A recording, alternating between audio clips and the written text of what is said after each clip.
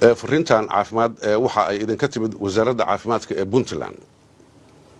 joogtee faradhaqashada adigoo isticmaalaya biyo iyo saabuun 30 daqiiqo hal mar si looga hortago cudurka corona. jooji islaanta gacan qaadka ah hana ku taaban gacmahaaga wajiga afka iyo sankaba. haddii aad qufacdo ama aad hindhisto isticmaal suxulka gacantaada ama maro nadiifa si aysan neeftaada ugu gudbinin qofka ka agdhow. wax iska xiji meel kasta oo aad taabanayso ama aad furayso. haddii ay dhacdana markiiba biyo iyo saabuun gacmaha ku dhaqo. ka fogow goobaha la isugu yimaado oo waxaad yarayso safarrada aan muhiimka ahayn kuna ekow gurigaaga.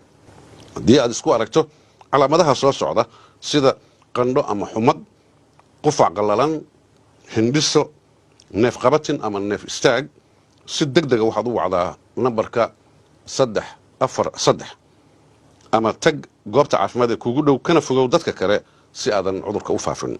yaree walaaca iyo walwalka aad ka qabto cudurkan adigoo badinaya tala saarashada ilaahay iyo ducada nabigeena suuban nabadgelyo naxariis korkiisa ahaatee oo ah: ilaahow waxaan kaa magan gelayaa baraska, waalida, juudaanka iyo xanuunada kuwooda ugu xunxun.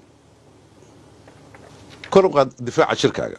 haddii aad qabto xanuunno ay ka mid yihiin maalan sokorta, wadna xanuunka, dhiigkarka, oo fureenka iyo beer xanuunka, waa in ay guryahooda ku ekaadaan oo guryahooda ay joogaan dadka ugu nugul cudurkan corona oo waxaa ka mid ah carruurta, dadka waaweyn iyo haweenka uurka leh.